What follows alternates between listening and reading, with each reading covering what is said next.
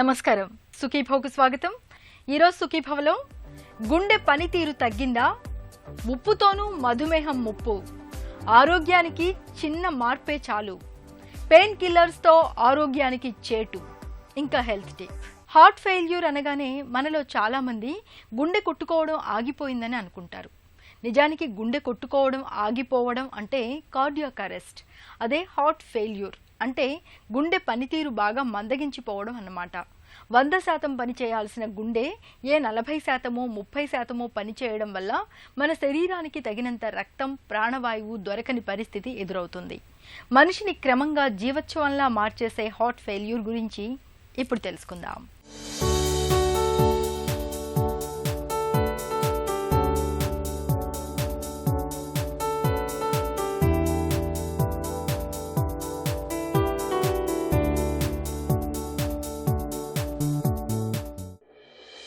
గుండె చూడటానికి ఒక చిన్న కండరాల సంచిలా కనిపిస్తుంది. కానీ అది ఒక అలుపెరగని సజీవ యంత్రం. నిర్విరామంగా శరీరంలోని అన్ని భాగాలకు రక్తాన్ని పంప్ చేసే ఈ యంత్రం అప్పుడప్పుడు రక్తాన్ని సరఫరా చేయలేక చేతులెత్తేస్తుంది. ఈ కండిషన్ని హార్ట్ ఫెయిల్యూర్ అంటారు. గుండె రక్తనాళాల్లో పూడికలు ఏర్పడటం, అధిక రక్తపోటు, మధుమేహం, స్థూలకాయం లాంటి ఆరోగ్య సమస్యలు క్రమంగా హార్ట్ ఫెయిల్యూర్ని తెచ్చిపెడుతూ ఉంటాయి. ఈ సమస్య హఠాత్తుగా రావచ్చు, లేదంటే దీర్ఘకాలంలో మెల్లమెల్లగా వచ్చిపడవచ్చు. ఊపిరి తీసుకోవటంలో ఇబ్బంది, విపరీతమైన అలసట, కాళ్ళు పాదాల్లో వాపు, వ్యాయామం చేయలేకపోవటం, వీడని దగ్గు, ఆకలి తగ్గిపోవటం, రాత్రిళ్లు మూత్రానికి ఎక్కువసార్లు వెళ్లాల్సి రావటం, ఇలాంటి లక్షణాలన్నీ కూడా హార్ట్ ఫెయిల్యూర్ని ముందస్తుగా తెలియజేసే సంకేతాలు.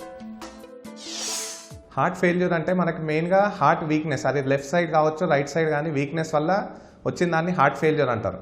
ఇది 2 టైప్స్ ఉంటుందండి. ఒకటి వచ్చేసి పంపింగ్ ఫెయిల్యూర్, అంటే హార్ట్ కాంట్రాక్షన్ దెబ్బతినడం. ఇంకోటి రిలాక్సేషన్ ఫెయిల్యూర్.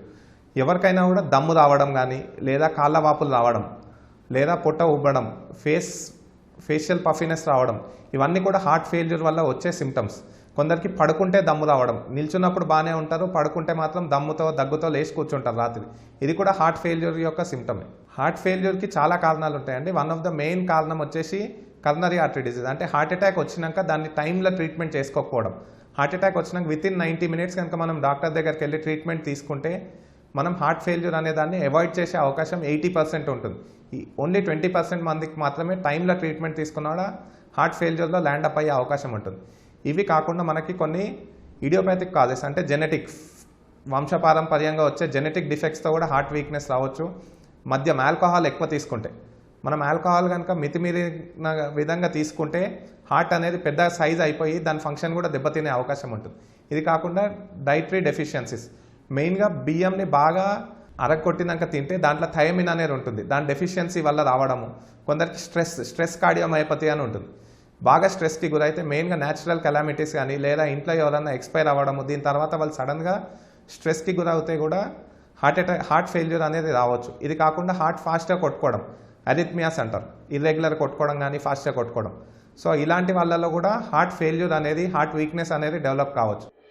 ఛాతీలో నొప్పి, విపరీతమైన నీరసం లేదా స్పృహ తప్పుతున్నట్లు అనిపించటం, గుండె కొట్టుకోవటంలో తీవ్ర అపశృతి అనిపించటం, శ్వాస తీసుకోవటంలో బాగా ఇబ్బంది తలెత్తితే వెంటనే హార్ట్ ఫెయిల్యూర్ సంకేతాలుగా పరిగణించి డాక్టర్ని సంప్రదించటం శ్రేయస్కరం. హార్ట్ ఫెయిల్యూర్లో సాధారణంగా గుండె గదులు బాగా బిగుసుకుపోవటమో, లేదంటే గుండె కండరం దెబ్బతినటమో జరగటం వల్ల శరీరం మొత్తానికి రక్త సరఫరాలో తీవ్ర అంతరాయం తలెత్తుతుంది. మధుమేహం, హై బీపీ, ఆల్కహాల్, ధూమపానం అలవాట్లు, స్థూలకాయం ఉన్న, పుట్టుకతోనే గుండెలో లోపాలున్నా, గుండె రక్తనాళాల్లో పూడికలున్నా, ఇప్పటికే గుండెపోటు వచ్చి ఉన్నా, గుండె వాల్వులు దెబ్బతిన్నా, ఇలాంటి సమస్యలు ఉన్న వారిలో హార్ట్ ఫెయిల్యూర్ వచ్చే అవకాశాలు ఎక్కువ. ఈ సమస్య తీవ్రతను బట్టి మందుల ద్వారానో, లేదంటే సర్జరీలు చేసి కృత్రిమ పరికరాలు అమర్చటం ద్వారానో, చివరకు గుండె మార్పిడి చికిత్స ద్వారానో పరిష్కార మార్గాలను అన్వేషిస్తుంటారు. ఫస్ట్ ఇప్పుడు పేషెంట్ వచ్చినప్పుడు మెయిన్గా క్లినికల్ ఎగ్జామినేషన్, సిమ్టమ్స్, దమ్ము, తర్వాత కాళ్ళ వాపులు ఇవన్నీ వచ్చిన వాళ్ళలో హార్ట్ ఫెయిల్యూర్ సస్పెక్ట్ చేసి వాళ్ళలో క్లినికల్ ఎగ్జామినేషన్ చేసినాక ఈసీజీ, 2D ఎకోలో మెయిన్గా మనకి డయాస్టోలిక్ కానీ సిస్టాలిక్ డిస్ఫంక్షన్ అంటే పంపింగ్ కెపాసిటీ తక్కువ అవ్వడం, లేదా రిలాక్సేషన్ ప్రాబ్లం ఉండడం వల్ల వస్తుందా అనేది తెలుసుకోవచ్చు. ఒకసారి తెలిసినాక ఫర్దర్గా ఎంఆర్ఐ చేస్తే కారణం అనేది తెలుసుకునే అవకాశం పెరుగుతుంది. మెయిన్గా మనం ఉప్పు తీసుకుంటే ఈ దమ్ము రావడం కానీ వాపులు రావడం అనేది ఎక్కువ అవుతుంది. సో మెయిన్గా సాల్ట్ రెస్ట్రిక్టెడ్ డైట్ తీసుకోవడము, దాంతోపాటు రెగ్యులర్ ఫిజికల్ యాక్టివిటీ చేయడము, ఇంతకుముందు చెప్పినట్టు రిస్క్ ఫ్యాక్టర్స్ అంటే స్మోకింగ్ కానీ ఆల్కహాల్ కానీ కంట్రోల్ చేసుకోవడము లేదా మొత్తానికే మానేయడము, దాంతోపాటు షుగర్ కానీ హైపర్ టెన్షన్ కానీ లిపిడ్స్ కానీ ఉంటే కంట్రోల్లో పెట్టుకోవడము, ఇది మనకి ప్రైమరీ. దీంతోపాటు మెడికల్ మేనేజ్మెంట్ కూడా ఉంటుంది. రకరకాలైన మందులు, బీటా బ్లాకర్స్, ఏస్ ఇన్హిబిటర్స్ అని మందులు ఉన్నాయి. వీటితో పాటు there are device treatment, ICD, CRTD, తర్వాత ఫైనల్గా వచ్చేసి హార్ట్ ట్రాన్స్ప్లాంటేషన్. ఇప్పుడు ఏజ్ పెరుగుతున్న కొద్దీ హార్ట్తో పాటు కిడ్నీ ప్రాబ్లమ్స్ కూడా వస్తూ ఉంటాయి. సో ఏజ్ పెరిగినప్పుడు హార్ట్ ఫెయిల్యూర్కి వాడే చాలా వరకు మందులు కిడ్నీ నుంచే బయటికి పోతూ ఉంటాయి. సో 60 years దాటిన వాళ్ళల్లో హార్ట్ ఫెయిల్యూర్ ట్రీట్మెంట్ అనేది depending on the kidney function మనము మార్చుకోవచ్చు. దాంతోపాటు ఇంతకుముందు చెప్పినట్టు ఈసీజీలో కొన్ని మార్పులు ఉంటాయి. దాంతోపాటు 2D ఎకోలో ఎజెక్షన్ ఫ్రాక్షన్ అనేది లెస్ దాన్ 30% ఉన్న వాళ్ళకే డివైస్ ట్రీట్మెంట్ అనేది చేస్తారు. లైఫ్ స్టైల్ మాడిఫికేషన్స్లో స్మోకింగ్ స్టాప్ చేయడము, ఆల్కహాల్ తగ్గించుకోవడము, తర్వాత షుగర్, హైపర్ టెన్షన్ అండ్ లిపిడ్స్ని కంట్రోల్లో పెట్టుకోవడం వల్ల రికరెంట్ అడ్మిషన్స్ని అవాయిడ్ చేసుకోవచ్చు. నిత్యం వ్యాయామం చేయటం, సరైన పోషకాహారం తీసుకోవటం, ఒత్తిడి ఆందోళన తగ్గించుకోవటం, పొగ, మద్యపానం లాంటి దురలవాట్లకు దూరంగా ఉండటం, షుగర్, హై బీపీ, కొలెస్ట్రాల్ లాంటివి ఉంటే నియంత్రణలో పెట్టుకోవటం ద్వారా గుండె ఫెయిల్ అవ్వకుండా జాగ్రత్త పడవచ్చు. ఒకవేళ హార్ట్ ఫెయిల్యూర్ సంభవించినా సరైన వైద్య నిపుణుల్ని సంప్రదిస్తే ప్రస్తుతం ఉన్న ఇంప్లాంట్ పరికరాల ద్వారా గుండె పనితీరును, తద్వారా ఆయుర్దాయాన్ని పెంచుకోవచ్చు. తినడాన్ని తగ్గించాలి.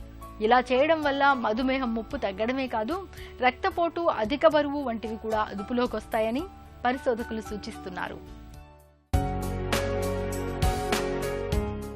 చలికాలంలో జుట్టు రాలడాన్ని అరికట్టడానికి ఆయుర్వేదం కొన్ని ప్రత్యేకమైన పరిష్కారాల్ని చెబుతుంది. కోడిగుడ్డు, పెరుగు, అరటిపండు, ఆలివ్ నూనె, నిమ్మరసాల మిశ్రమాన్ని జుట్టుకు పట్టిస్తుంటే మంచి ఫలితం కనిపిస్తుంది. ఈ మిశ్రమాన్ని తయారు చేయడానికి విటమిన్ ఈ క్యాప్సూల్ కూడా కలిపి బాగా కలియతిప్పి మిశ్రమాన్ని తయారు చేయాలి. తలస్నానం చేసిన తర్వాత ఈ మిశ్రమాన్ని కుదుళ్ల వరకు పట్టించాలి. 15 నుంచి 20 మార్పులు చేసుకోవాలని అనుకుంటారు మనలో చాలా మంది. నిజానికి ఆరోగ్యాన్ని భేషుగ్గా ఉంచుకునేందుకు పెద్ద పెద్ద మార్పులేం అక్కర్లేదు. చిన్న చిన్న మార్పులైనా చాలు. ఆరోగ్యానికి అవెంతో మేలు చేస్తాయి.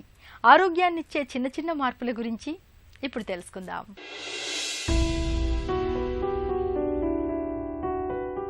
ఆరోగ్యం కోసం పెద్ద పెద్ద మార్పులే చేసుకోవాలనేమీ లేదు. చిన్నవైనా ఎంతో మేలు చేస్తాయి. అలాంటి కొన్నింటి గురించి తెలుసుకుందాం. భోజనంతో పాటు పండుని తినండి. భోజనంతో పాటు ఏదైనా ఒక పండు తినడాన్ని అలవాటు చేసుకోండి. రోజుకు 5 సార్లు పండ్లు తీసుకోవాలని నిపుణులు చెబుతుంటారు. దీన్ని గుర్తుంచుకోవడం కష్టం అనుకుంటే భోజనం, టిఫిన్ చేసినప్పుడు తప్పకుండా ఏదో ఒక పండు తినటం అలవాటు చేసుకోండి. దీంతో కనీసం 3 సార్లైనా పండ్లు తిన్నట్టు అవుతుంది. పండ్లలోని పీచు, యాంటీ ఆక్సిడెంట్లు, పోషకాల వంటివి గుండె జబ్బులు, మధుమేహం, కొన్ని రకాల క్యాన్సర్ల ముప్పు తగ్గేలా చేస్తాయి. సంచి బరువును తగ్గించుకోండి. వీపులకు, భుజాలకు తగిలించుకునే సంచులను ఎప్పటికప్పుడు తరచి చూసుకోండి. అవసరం లేని వాటిని వెంటనే తీసేయండి. ఇలాంటి వాటి బరువు మన శరీరంలో 10% కన్నా మించకుండా చూసుకోవడం మంచిది. ఇలా మెడ, వెన్ను, భుజం నొప్పుల బారిన పడకుండా కాపాడుకోవచ్చు. చక్కెర వాడకాన్ని తగ్గించండి. చక్కెరతో జీవక్రియలు, మెదడు పనితీరు మందగిస్తాయి. దీన్ని ఒకంత తగ్గించి పెరుగు, మజ్జిగ వంటి ప్రోబయోటిక్ పదార్థాలను మరింత పెంచుకోవటం మంచిది. మంచి బ్యాక్టీరియాను వృద్ధి చేసే ప్రోబయోటిక్ పదార్థాలను తీసుకుంటే ఈస్ట్ ఇన్ఫెక్షన్లు తగ్గుతున్నాయన్నది నిపుణుల సూచన. ప్రయాణాల్లో ఒకంత విరామం అవసరం. ఎక్కువసేపు ప్రయాణాలు చేస్తుంటే మధ్య మధ్యలో విరామం తీసుకోవడం, అటూ ఇటూ 4-5 అడుగులు వేయడం ఎంతైనా అవసరం. దీంతో కాలి సిరల్లో రక్తం గడ్డలు ఏర్పడకుండా చూసుకోవచ్చు. ఒక కాలును వెనక్కి జరిపి రెండో కాలును చిన్నపాటి ఎత్తు మీద పెట్టి శరీరాన్ని ముందుకు సాగదీసే ప్రయత్నం చేసినా మంచిదే. కూర్చున్నప్పుడు కదలకుండా ఉండిపోయిన తొడ, వీపు కండరాలు సాగడానికి ఇది తోడ్పడుతుంది. ఒళ్ళు నొప్పులు, కండరాల బాధల నుంచి ఉపశమనం పొందడానికి ఇవాళ మనం పెయిన్ కిల్లర్స్ని ఎడాపెడా వాడేస్తున్నాం. డాక్టర్ సలహా లేకుండానే మెడికల్ షాపుల నుంచి బ్రూఫిన్, డైక్లోఫినాక్, అల్ట్రాసెట్ వంటి నొప్పి నివారణ మాత్రల్ని తెచ్చేసుకుని మింగేస్తున్నాం. ఈ మాత్రలతో మనకు నొప్పులు, బాధలు తగ్గిపోయినా వాటి తాలూకు దుష్ఫలితాలు మాత్రం మన ఆరోగ్యంపై చాలా తీవ్రంగానే ఉంటాయి. ఈ నేపథ్యంలో పెయిన్ కిల్లర్స్ వాడకం ఎలా ఉండాలో, నొప్పి నివారణలతో తలెత్తే దుష్ఫలితాలు ఎలా ఉంటాయో డాక్టర్ని అడిగి ఇప్పుడు తెలుసుకుందాం.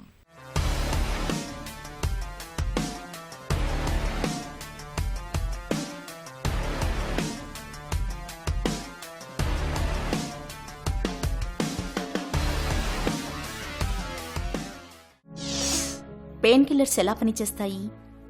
ఈ పెయిన్ కిల్లర్స్ లేదా నొప్పి నివారణ మందులు అనేవి మనకు పెయిన్ తగ్గిస్తుంటాయి. అంటే మనకి కాన్షియస్నెస్ అనేది లాస్ కాకుండా పెయిన్ అనేది తగ్గిస్తుంటాయి.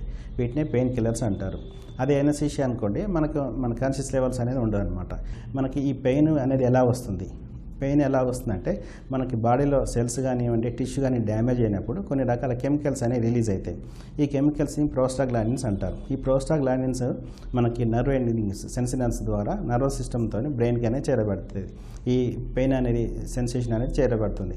ఆ విధంగా ఈ మెకానిజం అనేది ఉంటుంది. అయితే ఈ ప్రాసెస్లో ఎక్కడైనా కూడా పెయిన్ కిల్లర్స్ అనేవి పనిచేసి దాని మెసేజ్ని ఆఫ్ చేయటము, దాని సెన్సిటివిటీని తగ్గించడం ద్వారా మనకి పెయిన్ అనేది రాకుండా, పెయిన్ ఫీలింగ్ కాకుండా చేస్తాయి అన్నమాట. ఒక్కొక్క పెయిన్ కిల్లర్ ఒక్కొక్క ఏరియాలో అంటే ఒక్కొక్క మెకానిజం అనేది డిఫరెంట్గా ఉండి మనకి పెయిన్ అనేది తగ్గిస్తుంటుంది. Non steroidal anti inflammatory drugs NSAIDs అనేది ప్రధానంగా ప్రోస్టాగ్లాండిన్ యొక్క ఉత్పత్తిని అవి ఇన్హిబిట్ చేయటము, దాన్ని ఆల్టర్ చేయటం ద్వారా పెయిన్ సెన్సేషన్ అనేది మనకి బ్రెయిన్కి రాకుండా చేసి పెయిన్ ఫీలింగ్ కలగకుండా చేస్తుంటాయి. అదే ఓపియాయిడ్ డ్రగ్స్ ఉన్నాయి అనుకోండి, కామన్గా మనం యూజ్ చేస్తుంటాం. ఈ ఓపియాయిడ్ డ్రగ్స్ అంటే ఈ సెంట్రల్ నర్వస్ సిస్టంలో మనకి పెయిన్ సెన్సిటివిటీని తగ్గించడము, రిసెప్టార్స్ని బ్లాక్ చేయడం ద్వారా మనకు పెయిన్ అనేది కలగకుండా చేస్తుంటాయి. ఈ యాంటీ డిప్రెసెంట్ మందులు కూడా మనం పెయిన్కి వాడుతుంటాం. ఈ యాంటీ డిప్రెసెంట్స్ అనేవి న్యూరోపతిక్ పెయిన్కి ఎక్కువ వాడుతుంటారు. వీటిలో ప్రధానంగా ఎమిప్రిమైన్, టెమిటిప్టలిన్, నాటిప్టలిన్ అని ఉంటాయి. ఈ డ్రగ్స్ ఎలా చేస్తుంటాయి అంటే మనకి బ్రెయిన్లో ఉండే మెసెంజర్స్ అంటే న్యూరో ట్రాన్స్మిటర్స్ని ఆల్టర్ చేస్తుంటాయి. వాటిని ఆల్టర్ చేయడం ద్వారా పెయిన్ సెన్సిటివిటీని తగ్గించడము, మైండ్ రిలాక్స్ ఉంచడం అనేది చేస్తుంటాయి.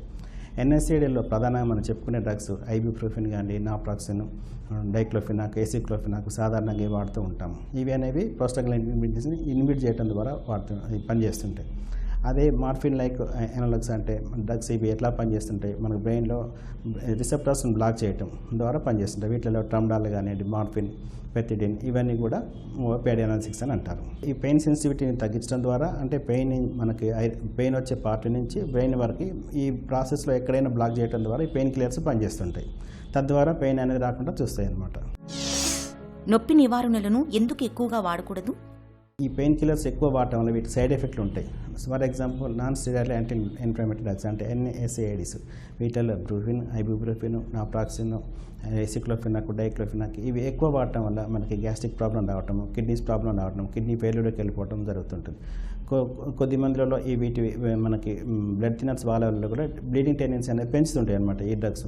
కాబట్టి ఈ సైడ్ ఎఫెక్ట్స్ ఉంటాయి కాబట్టి వాటిని వాడకూడదు. మిగతా రకాల డ్రగ్స్ వల్ల కొన్ని డిపెండెన్స్ ఉంటాయి. ఓపియాయిడ్ డ్రగ్స్ అనుకోండి, డిపెండెన్స్ రావటం ఉంటుంది. కొన్ని డ్రగ్స్ మనకి మత్తుగా అనిపించడం ఉంటుంది అనమాట. కాబట్టి వీటి సైడ్ ఎఫెక్ట్స్ ఉంటాయి కాబట్టి ఈ పెయిన్ కిల్లర్స్ అనేవి ఎక్కువ వాడకూడదు. పెయిన్ కిల్లర్లను ఎక్కువగా వాడితే ఏం జరుగుతుంది? పెయిన్ కిల్లర్స్ని ఎప్పుడైనా వాడేటప్పుడు మనం సూచించిన అవసరం సరిపోయిన డోసు, దానికి అనుగుణమైన కాలక్రమం అంటే పీరియడ్ ప్రకారమే వాడుతుండాలి. మనకి ఎక్కువ పెయిన్ ఉందని ఎక్కువ డోసు వాడటము, తర్వాత ఎక్కువ కాలం వాడటం వల్ల ఈ సైడ్ ఎఫెక్ట్స్ అనేవి స్టార్ట్ అవుతుంటాయి. ఫర్ ఎగ్జాంపుల్ NSAIDs తీసుకున్నట్టయితే వీటిలో గ్యాస్ట్రిక్ మ్యూకోజా దెబ్బతింటుంది. ప్రోస్టాగ్లాండిన్స్ ఇన్హిబిట్ చేస్తుంటాయి కాబట్టి ఆ గ్యాస్ట్రిక్ మ్యూకోజా దెబ్బతినటం వల్ల ఇరోజన్స్ ఫామ్ కావటము, గ్యాస్ట్రైటిస్ రావటము, అల్సర్ ఫార్మేషన్ కావటము, ఒక్కోసారి పర్ఫరేషన్ కూడా జరగటం అనేది జరుగుతుంటుంది. ప్యాపిలరీ నెక్రోసిస్ వచ్చేసి కిడ్నీ ఫెయిల్యూర్, అక్యూట్ రీనల్ ఫెయిల్యూర్లోకి వెళ్తుంటారు పేషెంట్. వాళ్ళకి తెలియదు ఈ మందుల వల్ల ఈ విధంగా ప్రాబ్లం ఉంటుందని. వాళ్ళు ఏం చేస్తుంటే నెల తరబడి వాడటం వల్ల ఈ కిడ్నీస్కి ఎఫెక్ట్ కావటము, ఆ విధంగా రీనల్ ఫెయిల్యూర్కి వెళ్ళటం జరుగుతుంటుంది. ఈ పెయిన్ కిల్లర్స్ వాడే వల్ల హార్ట్ అటాక్ వచ్చే ఛాన్సెస్, స్ట్రోక్ వచ్చే ఛాన్సెస్ కూడా అధికంగా ఉంటాయి.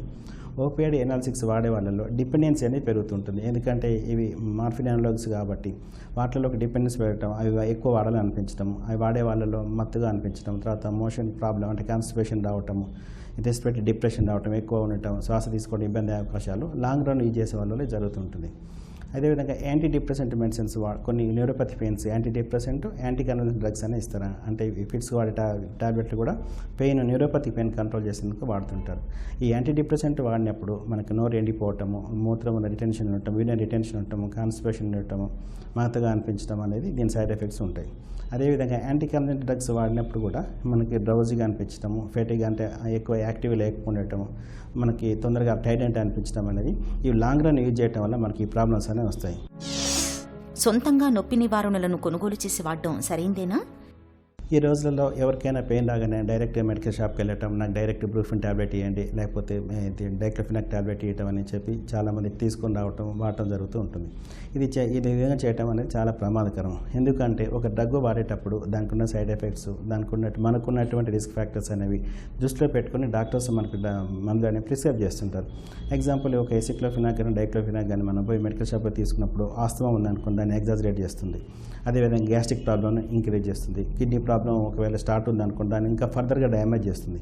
కాబట్టి ఈ విధంగా మనకి డైరెక్ట్ మందులు మన సొంతంగా తీసుకుని వాడటం అనేది చేయకూడదు. ఇది ప్రమాదకరం. ఆ విధంగా చేయడం వల్ల ఫర్దర్గా మనకి కాంప్లికేషన్స్ అనేవి ఎక్కువ అవుతుంటాయి. ఈ NSAIDs మందులు వాడినప్పుడు మనకి రిటెన్షన్ అవుతాయి, అంటే కాలాల్లో కూడా కాల వాపులు రావటం, ముఖం వాపు రావటం అనేది జరుగుతూ ఉంటుంది. ఈ సోడియం అనేది రిటెన్షన్ ఉంటుందన్నమాట. కాబట్టి ఈ హార్ట్ ఫెయిల్యూర్ వల్ల ఇంకా ఫర్దర్గా డ్యామేజ్ అనేది ఎక్కువ అవుతుంటుంది. మనకు తెలియకుండానే మనం ఆ డ్రగ్స్ నొప్పి అనేది తగ్గుండొచ్చు, కానీ ఫర్దర్గా కాంప్లికేషన్స్ అనేవి వస్తాయి. కాబట్టి ఆ విధంగా సొంతంగా మందులు కొనుక్కొని వాడటం అనేది చాలా ప్రమాదకరమైన విషయం. పెయిన్ కిల్లర్లను ఎప్పుడు వాడొచ్చు, ఎప్పుడు వాడకూడదు? పేషెంట్కున్న రిస్క్ ఫ్యాక్టర్స్ని దృష్టిలో పెట్టుకొని, వాళ్ళకున్న కాంప్లికేషన్స్ దృష్టిలో పెట్టుకొని డాక్టర్స్ పెయిన్ కిల్లర్స్ అడ్వైజ్ చేస్తారు. ఎగ్జాంపుల్ ఇది పారాసిటమాల్ టాబ్లెట్ ఉంది, అది ఎవరైనా వాడుకోవచ్చు. కానీ సేఫెస్ట్ డ్రగ్ అని చెప్పి ఎక్కువ మాత్రలో వాడినట్లయితే లివర్ ఫెయిల్యూర్కి వెళ్ళిపోయే అవకాశాలు ఉంటాయి. కాబట్టి ఈ డ్రగ్స్ అనేవి మన పెయిన్ అవసరం ఉన్నప్పుడే, అవసరమైన మోతాదులో, అవసరమైన పీరియడ్ వరకు మాత్రమే వాడాలి. పెయిన్ ఎక్కువ ఉంది కదా అనుకొని మనం ఎక్కువ టాబ్లెట్ వాడటం, ఎక్కువ డోసు వాడటం వల్ల ఫర్దర్గా కిడ్నీ డ్యామేజ్ కావటం, దానికి వచ్చిన కాంప్లికేషన్స్ ఫర్దర్గా ఇంక్రీజ్ కావడం జరుగుతుంటుంది. అదేవిధంగా ఒక పెయిన్ కిల్లర్ ఒక పర్సన్ వాడుతున్నప్పుడు పక్క పర్సన్ కూడా పెయిన్ వచ్చినప్పుడు అదే టాబ్లెట్ వాడటం కూడా ప్రమాదకరం. నొప్పి నివారణల విషయంలో మనకు ఎలాంటి అవగాహన అవసరం? పెయిన్ కిల్లర్స్ వాడేటప్పుడు మనం జాగ్రత్తగా గమనించవలసింది, దానిపైన లేబుల్ పైన ఫస్ట్ డేట్, ఎక్స్పైరీ డేట్ ఎలా ఉందో చూసుకోవాలి. దానిపైన ఇన్స్ట్రక్షన్స్ ఏమున్నాయో చదివి చూసుకోవాలి. తర్వాత సెకండ్ థింగ్, మనకున్న రిస్క్ ఫ్యాక్టర్స్ అనేవి డాక్టర్స్ చెప్పాలి. మనం ఏ మందులు వాడుతున్నామో, మనకి ఈ ప్రాబ్లం ఉందని చెప్పి వాళ్ళ డాక్టర్స్ ముందే ఇన్ఫామ్ చేయాలి. ఎగ్జాంపుల్ ఆస్థమాటిక్ పేషెంట్స్ ఉన్నారనుకోండి, వాళ్ళకి పెయిన్ రాగానే ఈ NSAIDs వాడటంతో ఫర్దర్గా ఆస్థమాటిక్ అనేది ఇంకా ఎగ్జాజరేట్ కావటం, ఇంకెక్కువ అయిపోవటము, గ్యాస్ట్రిక్ ప్రాబ్లం ఉందనుకోండి అది ఇంకా ఫర్దర్గా ఇంకెక్కువ డ్యామేజ్ చేయడం జరుగుతుంటుంది. ఈ రెనల్ ఫెయిల్యూర్లో ఉండే వాళ్ళకి కిడ్నీ ప్రాబ్లం ఇంకా ఫర్దర్గా అయిపోయి వాళ్ళు డయాలసిస్కి వెళ్ళే అవకాశాలు కూడా ఉంటాయి. కాబట్టి ఈ పెయిన్ కిల్లర్స్ వాడేటప్పుడు డాక్టర్స్కి వాళ్ళకున్న డిసీజ్ ఏంటి, వాళ్ళకున్న కాంప్లికేషన్స్ ఏంటి అనేది డాక్టర్స్కి ముందే ఇన్ఫామ్ చేయాలి. తర్వాత డోసు కూడా డాక్టర్ ఎంత ప్రిస్క్రైబ్ చేస్తున్నారు, ఎన్ని రోజులు వాడాలి అనేది కూడా వాళ్ళు ఆ ప్రకారం వాడుతుండాలి. చిన్న చిట్కా మీకోసం. జలుబు చేసి జ్వరంతో బాధపడుతున్నప్పుడు మునగాకును సూపుగా చేసుకుని తాగండి. జలుబు బాధలు తక్షణం ఉపశమిస్తాయి, జ్వరం త్వరగా తగ్గుముఖం పడుతుంది. సుఖీభవ కార్యక్రమానికి సంబంధించిన మీ విలువైన సూచనలు, సలహాల్ని వెంటనే మాకు రాయండి. మా చిరునామా Sukhibhava, ETV, Ramoji film city, Hyderabad 501512 లేదా sukhibhava@etv.co.in కు ఈమెయిల్ చేయండి.